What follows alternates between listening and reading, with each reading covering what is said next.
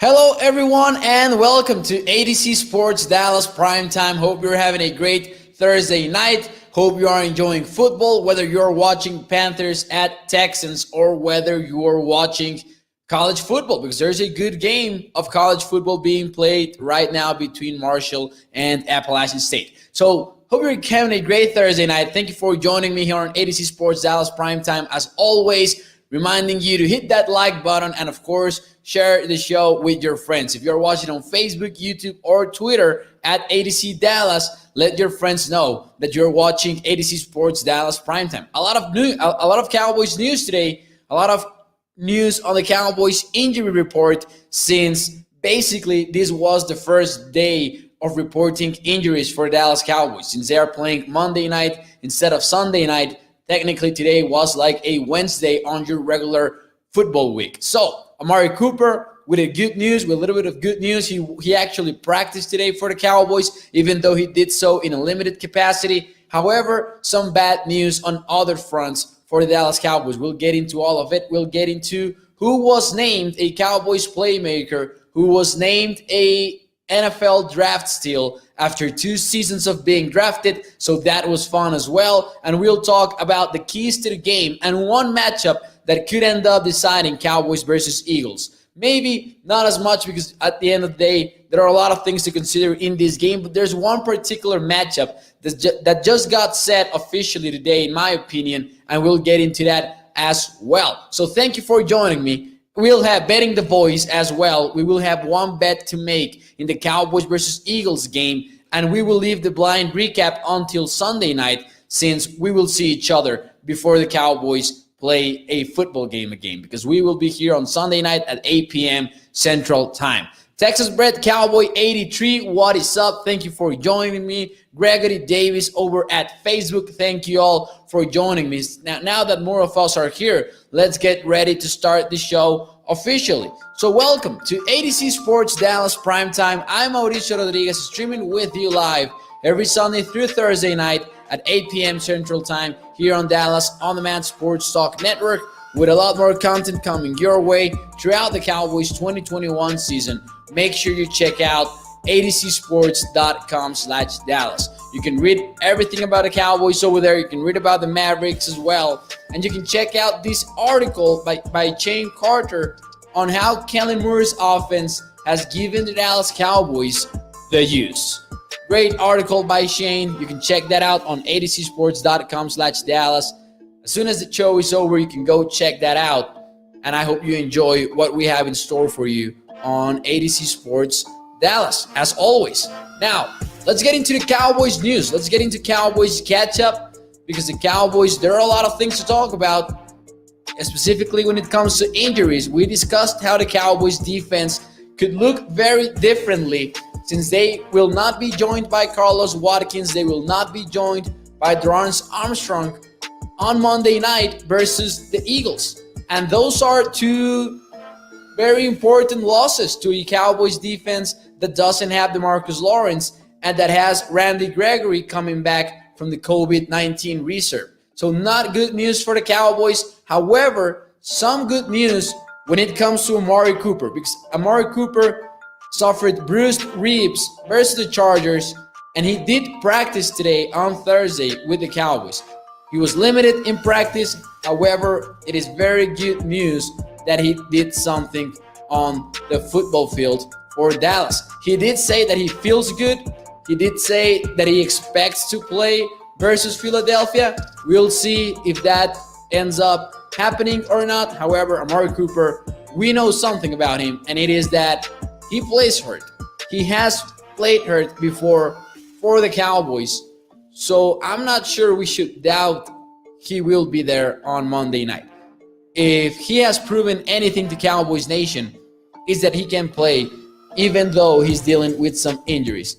Now, in other news, over at safety, Donovan Wilson did not practice. He has not been ruled out by the Cowboys. Donovan Wilson missed the Chargers game, and he could be missing the Philadelphia Eagles game again on week 3. Good news for the Cowboys, however, is that Jaron Kears, Malik Hooker, Damontae Cassie have really stepped up. So even if Donovan Wilson does not play, you gotta feel good about the Cowboys at safety, because the players there have been very impressive, and it surprisingly has emerged as a Cowboys strength, actually. And as I was saying, Armstrong, Watkins, and actually Tyne Secchi as well have been ruled out by Mike McCarthy. Not really a surprise. We kind of saw it coming when the reports started coming out on Watkins and Armstrong being unlikely to play. But there you go. The Cowboys have a delicate situation over at defensive end. Randy Gregory is coming back, and we know what Micah Parsons can do now as a patch rusher for the Cowboys. However, it is a little bit concerning to think about who will be behind these guys. How much will Bradley and I be forced to play? How much will Terrell Basham play? Will you keep Micah Parsons at defensive end, even if Keanu Neal isn't ready to go? Because Keanu Neal has a possibility to play, but his status is in question as he is in the COVID-19 protocols right now. Good news for Keanu Neal is that he did not test positive. According to the reports, he entered the protocol as a close contact. So if he continues to test negative throughout the week, he should be ready to go on Monday night. But it remains to be seen whether or not he will play. We talked more about how the defense might look last night in case you want to check that out. And what is up, Alex Cano over at Facebook. And over here, great comment. He says, I really hope Chauncey gets a lot of playing time or gets playing time, says STXGE. And I agree. Chauncey Golston actually was mentioned by Mike McCarthy. He said he was hopeful the rookie could make his debut. So, third-round rookie, honestly, Chauncey Golston from Iowa. We really have been wanting to see him for a long time. He did not practice basically the entire offseason, was not able to be with the Cowboys, was not there in practice squad. The Cowboys surprisingly carried him on the roster when a lot of us expected the Cowboys to keep him over at PUP or maybe through injured reserve. But Chauncey Golston apparently is ready to go, or at least Mike McCarthy said that he is hopeful to play him. That would go a long way for the Dallas Cowboys.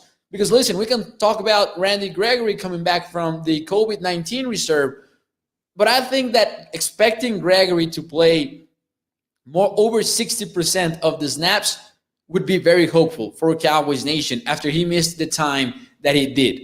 So hopefully Chauncey Golston is ready to go. Hopefully the Cowboys can get a little more of depth at defensive end, because it will not be easy to face these Eagles offensive tackles who, even though they are not, the youngest offensive line, they are a solid team in the trenches, and it will not be as easy to get some pressure on Jalen Hurts as some would imagine. Even with Brandon Brooks out for the game, it won't be easy. If there is one strength for Philadelphia, it's in the trenches. So hopefully, as STXGE said in the chat, hopefully Golston is ready to go versus Philadelphia. Now, Gregory, officially active. We basically had already talked about this in the show. We expect Gregory to be activated to the active roster. So there you go. Now it is completely 100% official, unlike the yellow line you see in the TV broadcasts when for the first down.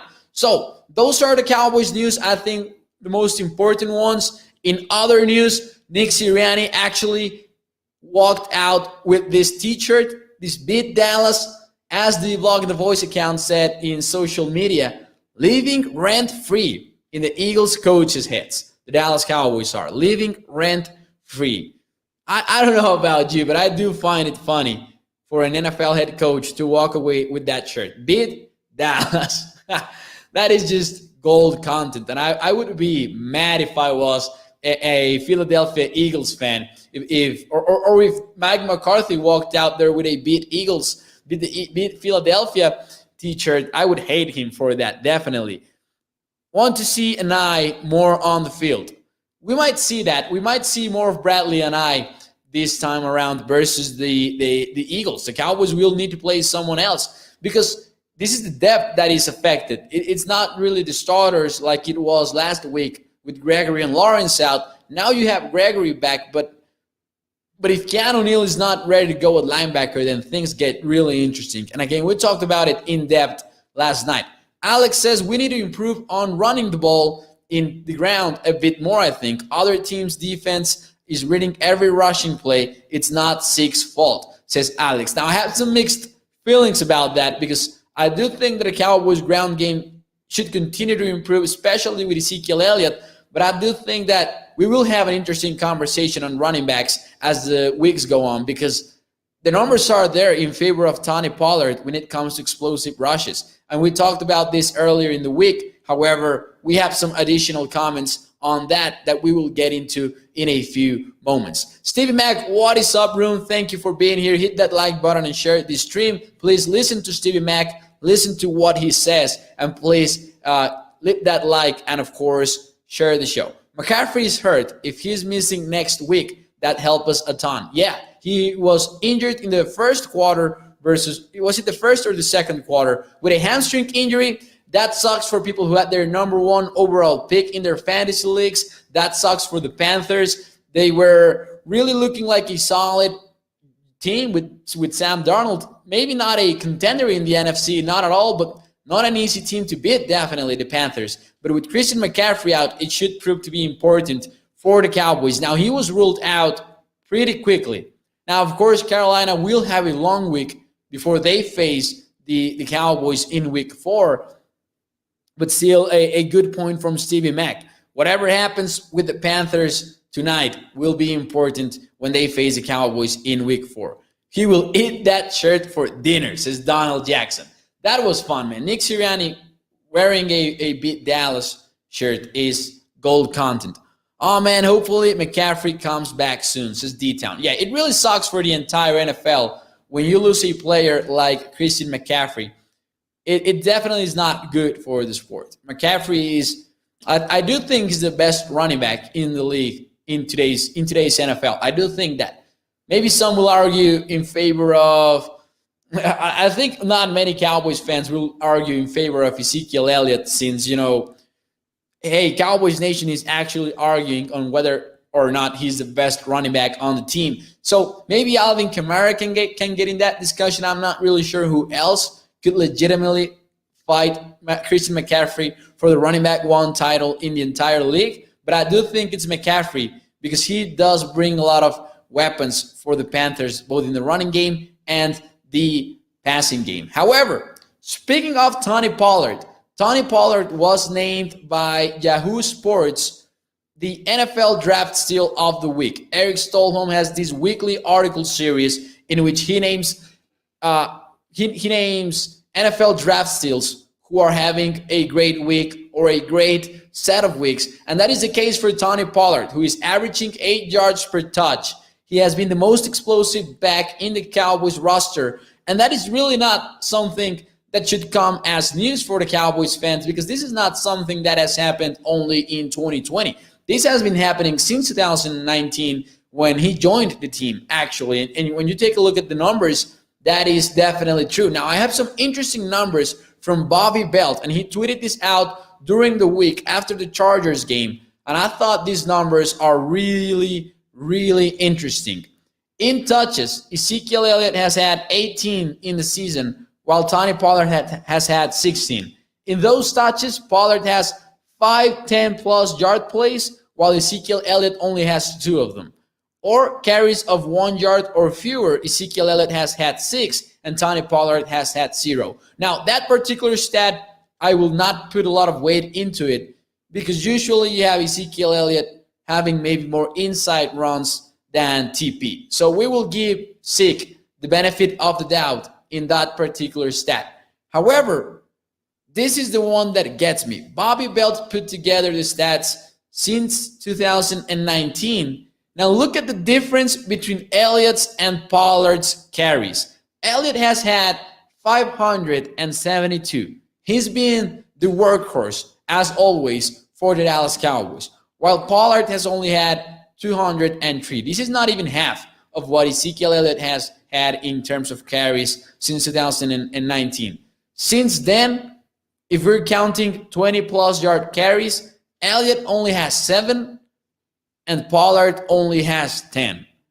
And I think we kind of summed it up very fairly in what was it? I think it was Tuesday's episode. We kind of said that, Elliott is a better running back on the team.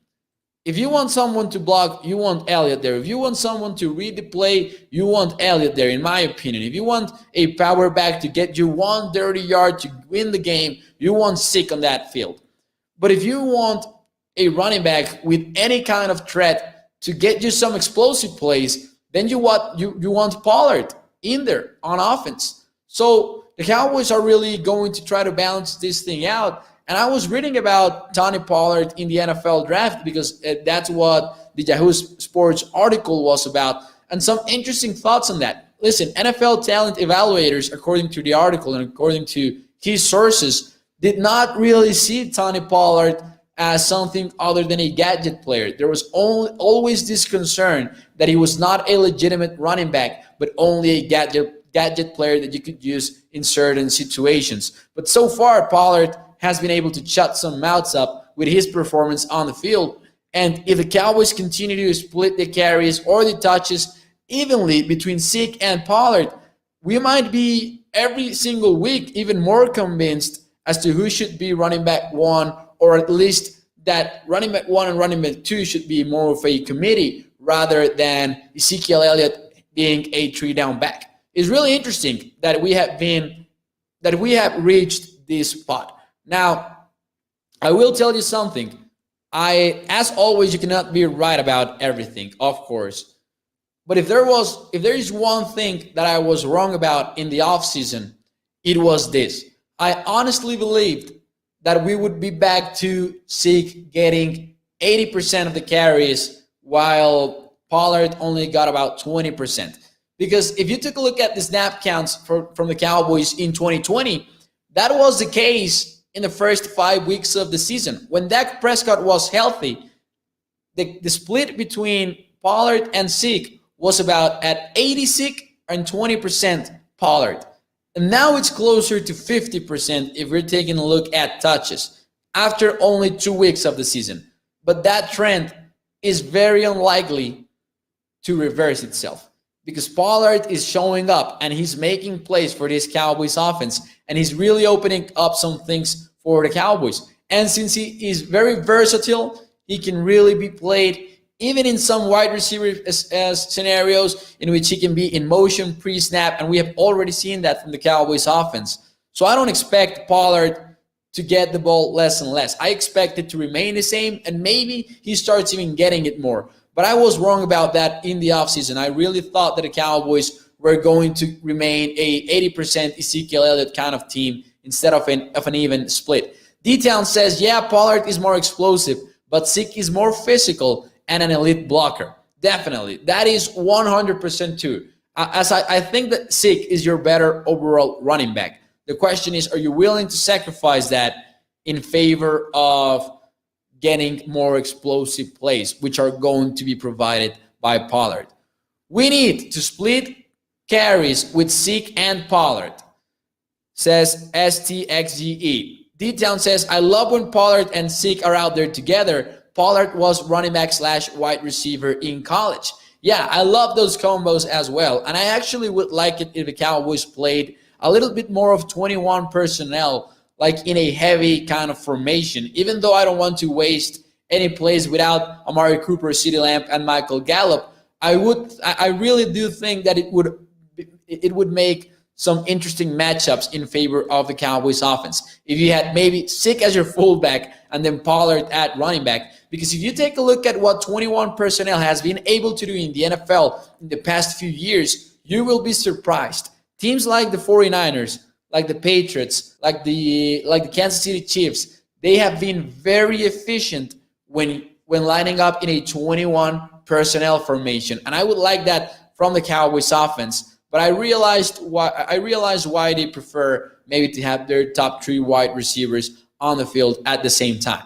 So, to sum up, Tony Pollard was named a draft steal in 2021 after what he has been able to do in his first seasons in the NFL. So I was kind of wondering, and I wanted to get your thoughts on this. From this year's rookie class, Michael Parsons is tough to call since he was your 12th overall pick. But from this year's rookie class of the Cowboys, who will be remembered as a steal in 2 years? Will it be maybe Kelvin Joseph?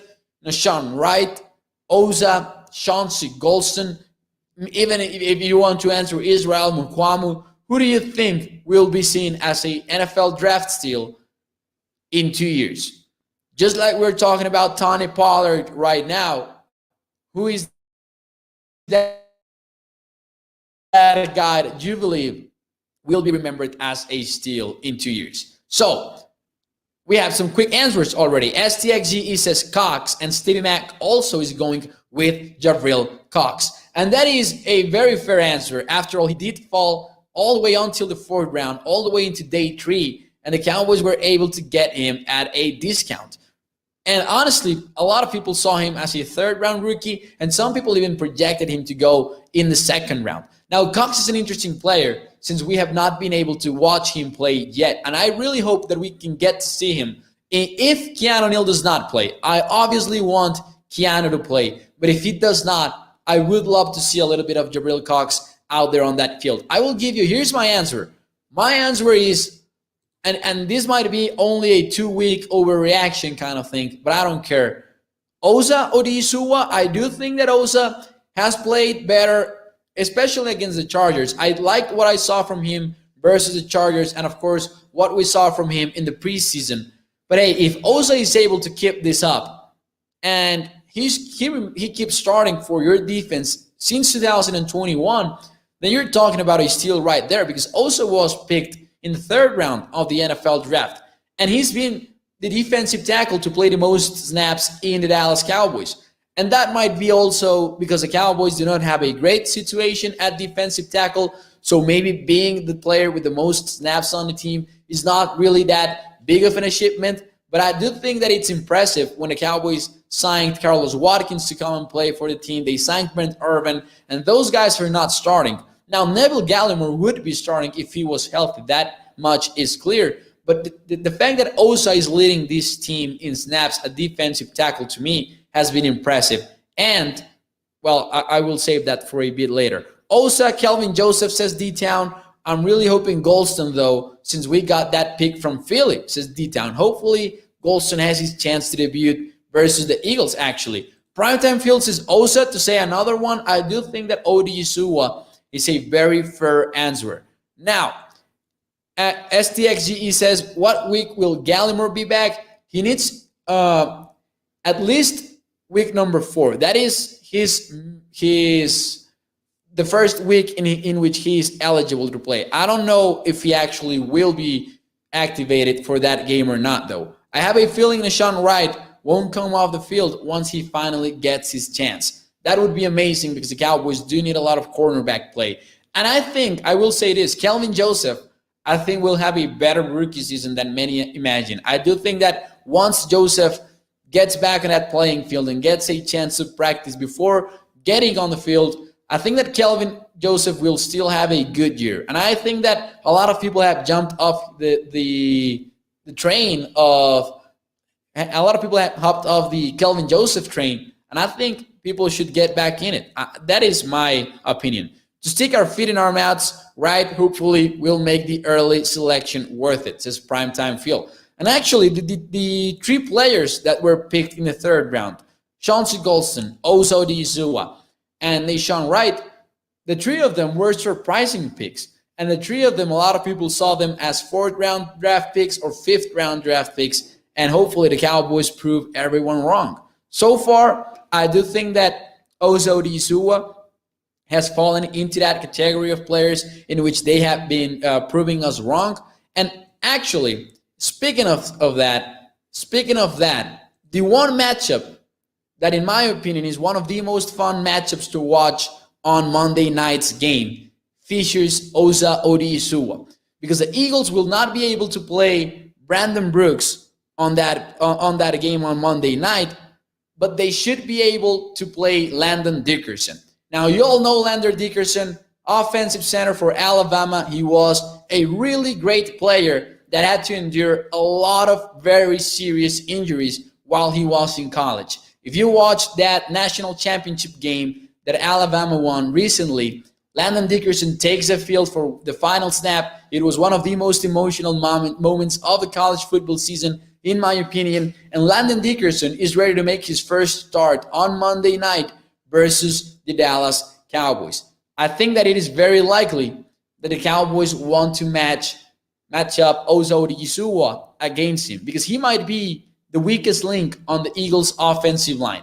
Even though he was drafted for this specific role, he was drafted to be the backup in case the Eagles suffered an injury in the interior offensive line. But his name might have been called up very early in the season. Landon Dickerson recently was reintegrated to the Eagles practices, and now he's being asked to start on Monday night versus the Cowboys. So Osa versus Landon Dickerson might be one of the most favorable matchups for the Cowboys in this game. And since you don't have DeMarcus Lawrence back yet, since you don't have Dorrance Armstrong and Carlos Watkins, this might be the game in which Osa really and truly breaks out.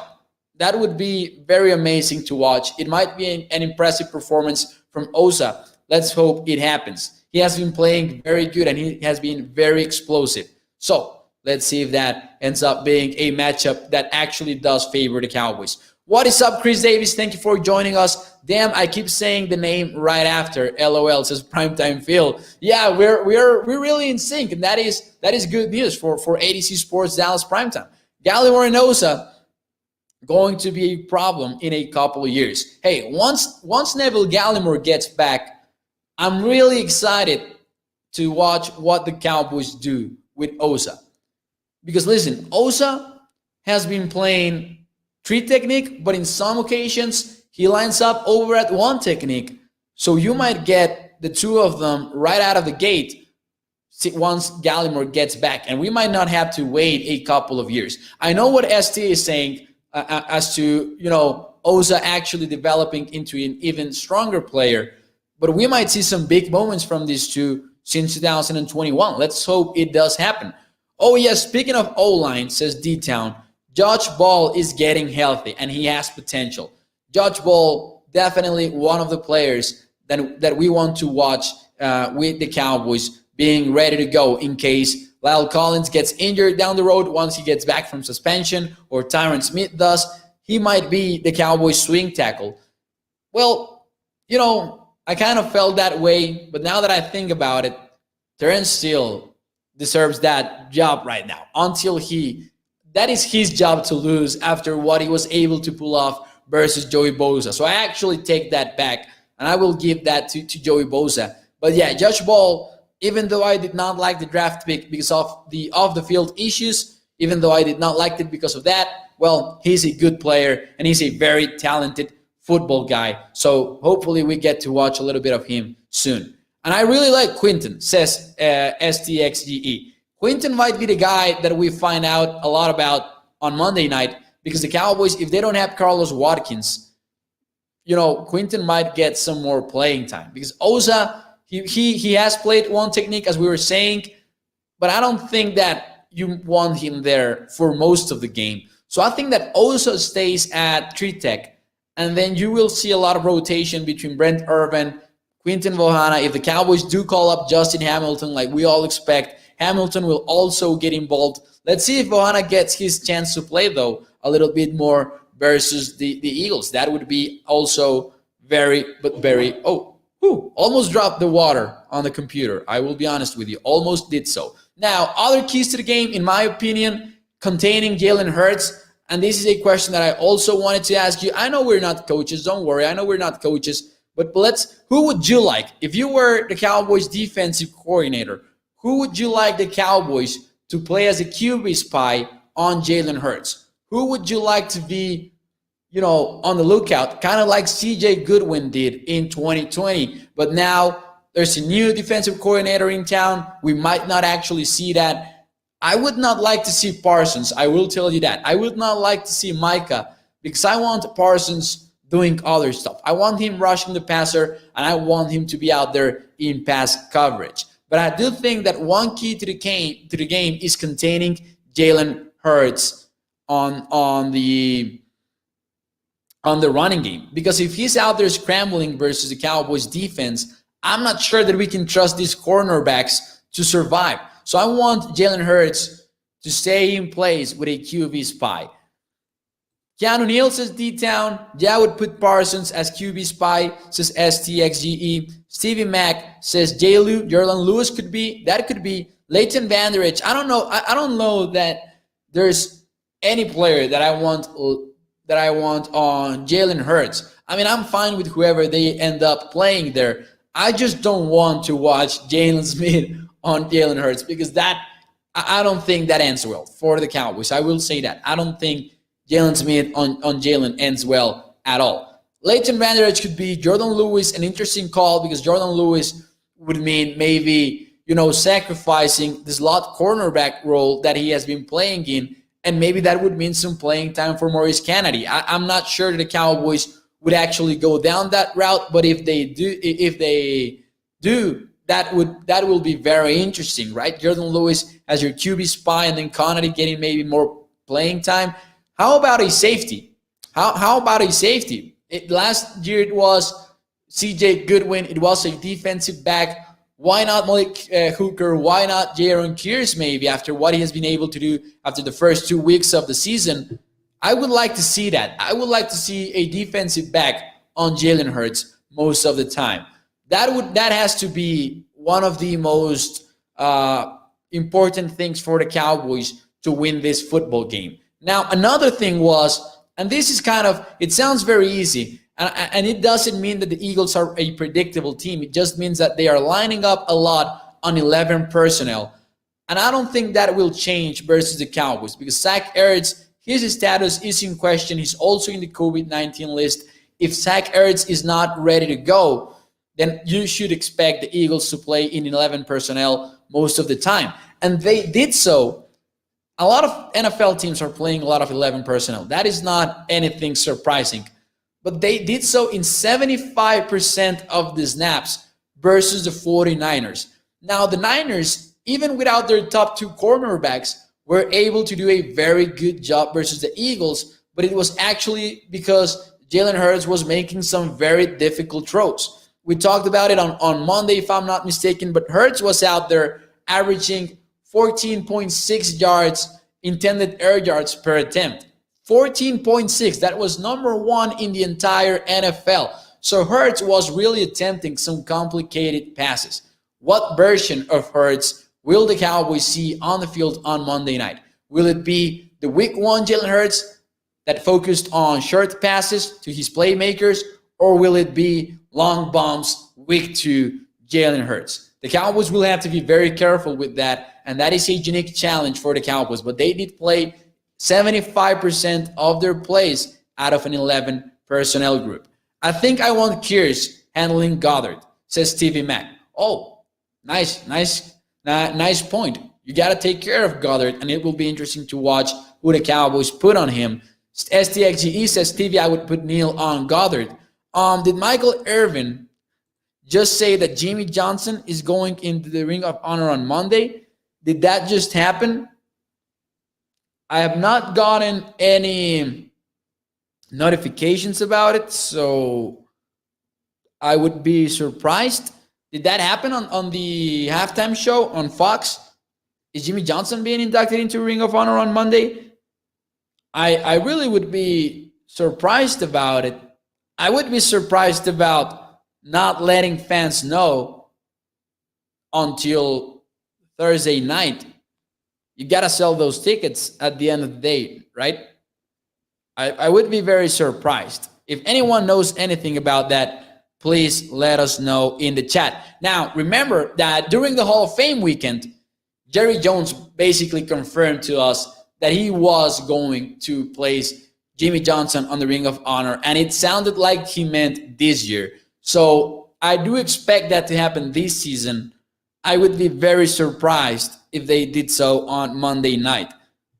I did not hear that, says Primetime Phil. Watch them put Anthony Brown on Hurts since he trails anyways. Primetime Phil, that is just savage. That was uncalled for, man. Anthony Brown is not even watching the show. I'm just kidding. APJ, breaking news here, says D-Town. Yeah, I'm looking out for that. I think all right, so I don't know about how your Twitter looks, how you all's Twitters looks, but my Twitter, Every time that something Cowboys related happens, it's blowing up with people reacting to it. And I'm not seeing anything about Jimmy Johnson. So maybe they meant something else, and maybe that was the confusion. But if anyone knows something else, if anyone finds out about something, please let us know in the chat. If I was Dan Quinn, I'm putting Diggs on Devonta Smith. That is likely to happen. That is very likely to happen. I think that Devonta Smith, even though he's a rookie and Jalen Reagor was a high draft pick last year, I think Devonta Smith might be the most threatening receiver on the Eagles. Stevie Mack also not seeing anything so far. So let's just wait. I think maybe that was just a confusion. But that would be amazing to react that live to that news. But hey, that will happen. That will happen in 2021. I believe that. How awesome was Jimmy Johnson's Hall of Fame speech? I was not in the YouTube community yet. I was streaming ADC Sports Dallas Primetime only on Facebook. That would have been nice to share with you guys. Diggs knows Smith's game from college. They did play together in Alabama. That is true. Man, I know I'm not on drugs. Says AP. Man, I know I'm not on drugs. LOL. So APJ still thinks that he heard what he heard. So APJ, if you hear anything, if you find anything that you can send us, please do so in the chat so we can just confirm that, and we can confirm that you are not indeed on drugs.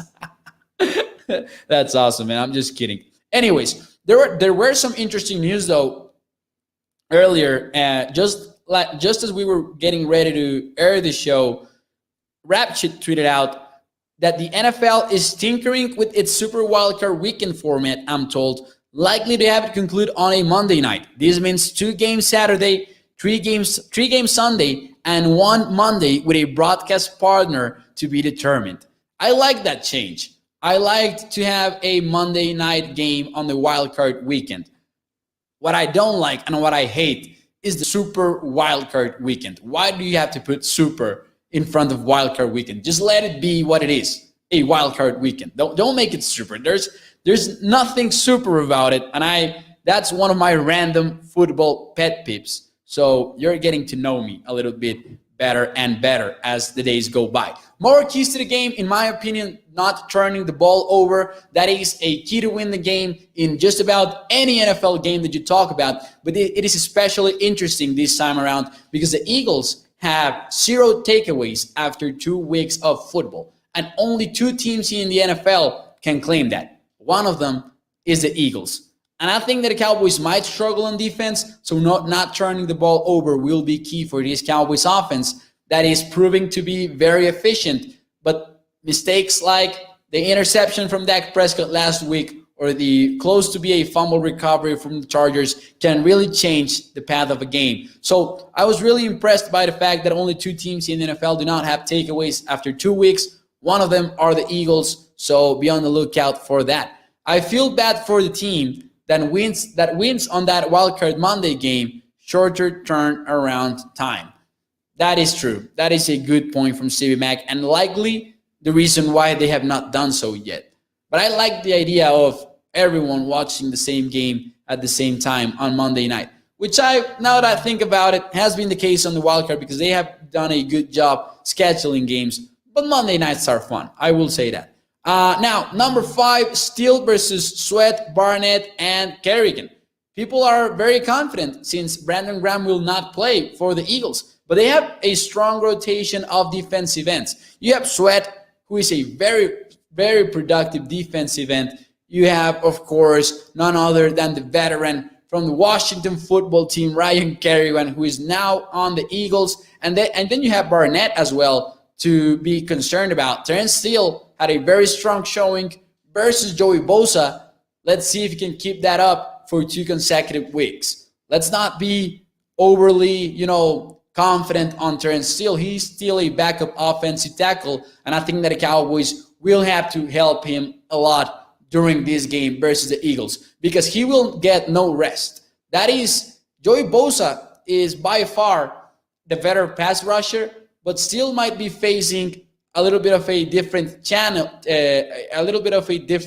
challenge as to when the Eagles get some fresh legs on there, he will still be facing a very strong defensive end. So that will be an interesting matchup. Turnstile needs to step up once again for the Dallas Cowboys, in my opinion. Now, before I leave you guys tonight on ADC Sports Dallas Primetime, we do have to make this the segment, betting the Cowboys. Now, we have done so 2 times this season.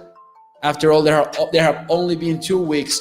The Dallas Cowboys are 3.5 favorites the first week of the NFL season, in which they are actually favorites. Is their first home game. The total is at 52.5. The first couple of weeks, we kind of backed the Cowboys without actually backing them. Because in the first couple of weeks, we went with the Cowboys team total over. We got it right versus the Bucs. It was only at 20.5.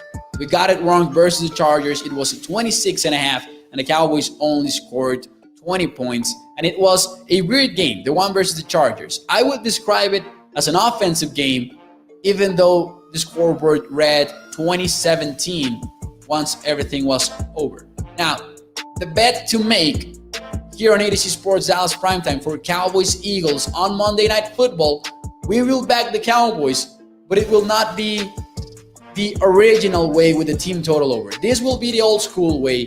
We will back the Cowboys on the betting spread.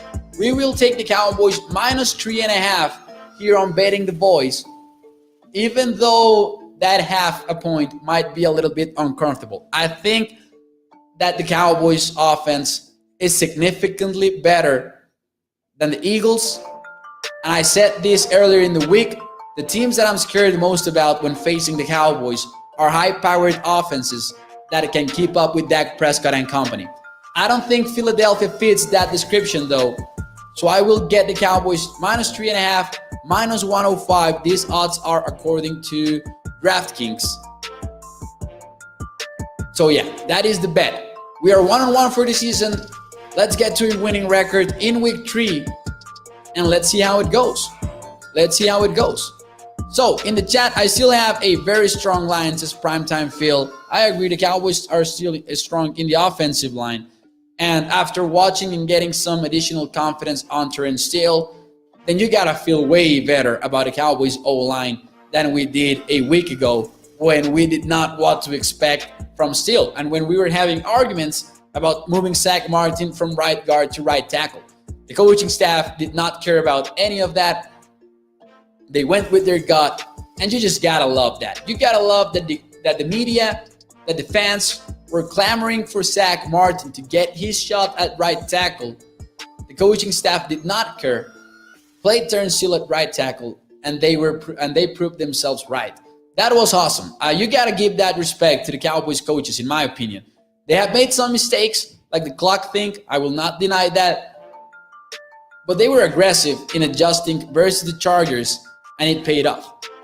That is why I am confident on the Cowboys heading into this game without Armstrong, without Watkins. They have already adjusted for bigger losses. I think they can do so again versus the Eagles. Now, Amari Cooper needs to play, man. Amari Cooper, I am very confident that he will play, but it will be something to monitor throughout the week. So McCaffrey went out with a hamstring, says DJ Doug. He actually did early in the game. He was ruled out very quickly, so it does not look like he will be back he will not be back tonight, obviously, but he should be very in question versus the Cowboys in week 4. Of course, still a long way to go before that happens. Primetime Field says, I would take that bet. Rival games can be tricky at times, but the matchup is definitely there for us. Now execute. So, I thought about moving the line to only 3 and getting less favorable odds, but no. I will trust the Cowboys to get the 3.5. I will trust them to win by more than a touchdown on this game, honestly. John Jones, what is up? Thank you for being here. Go Cowboys. Thank you for being here. And finally, man, I just wanted to close the show with some additional thoughts on the NFL week, because there are some big NFL games in this week. You have the Tom Brady Bucs playing the Matthew Stafford's Rams. I'm not sure who will win that game, but I think that the Rams have a legitimate shot at winning the game. They actually opened as favorites. They actually put us a favorite. Who do you want us to put on Miles Sanders? Says STXGE. Interesting. Ooh, you will have to change that up as the game goes on.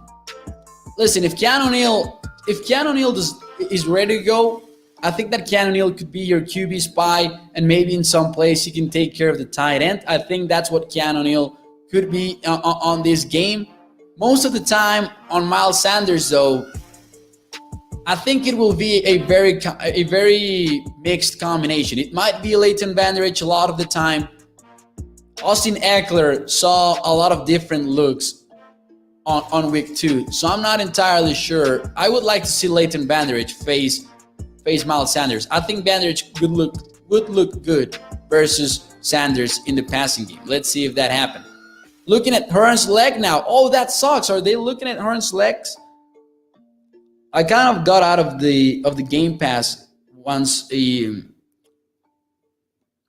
got into finding out whether or not Jimmy Johnson was being inducted into the Ring of Honor. So I missed that. Oh, man, let's hope J.C. Horn is okay, man. I wanted him on the Cowboys, by the way.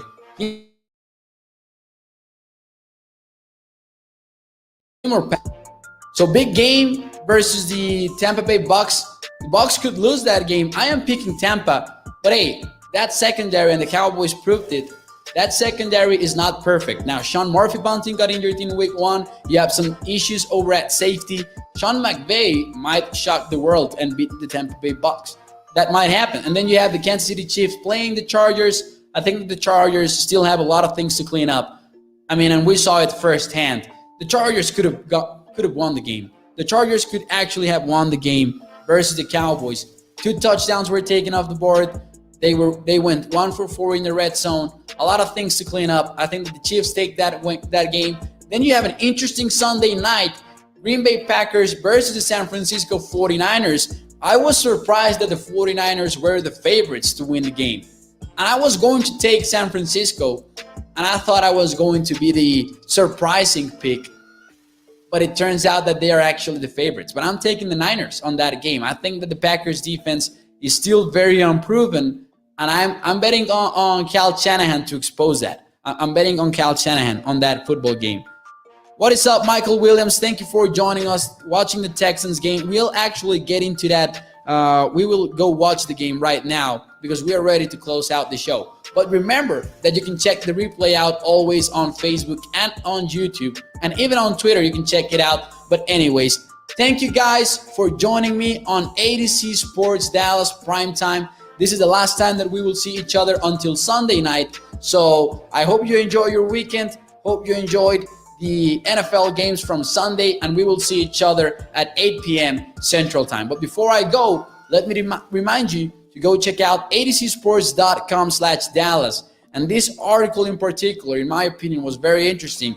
How Kellen Moore's offense has given the Dallas Cowboys the juice from Shane Carter. I also had one out today on Tony Pollard. We talked about him being picked as an NFL draft steal from 2019. I wrote about that, wrote my thoughts on the Cowboys situation at running back, so you can check that out. And also a lot of articles from Cole Patterson. 3rd night in a row, says Michael Williams. Thank you. Thank you for being here. D-Town says, I thought the same exact thing, Mauricio. I might bet on the Packers since they're getting points. I was shocked when I saw that the Tampa Bay Bucks, by the way, also opened as underdogs. And then the betting spread shifted dramatically, instantly, because the public is all in on the Bucks. And listen, maybe the odds makers know something, and that happens a lot. I will tell you what. If you have anywhere where you can play a teaser, maybe a 6-point teaser, teasing the Packers with the points, plus the Rams with the points, that might be an interesting situation. Now, if you don't know what a teaser is, remember that it's basically a play in which you can add 6 additional points per game that you're playing, and it obviously pays you less money. But you can get, for example, you can get the Rams plus 7.5 versus the Bucks, and you can get what would it be, 9.5 points for the Packers versus the 49ers. interesting possibilities on this weekend in the NFL. Thank you, Stevie Mac, adcsports.com/Dallas. Go check it out. Thank you, D-Town. Thank you, everyone who joined tonight's show. I will see you on Sunday night.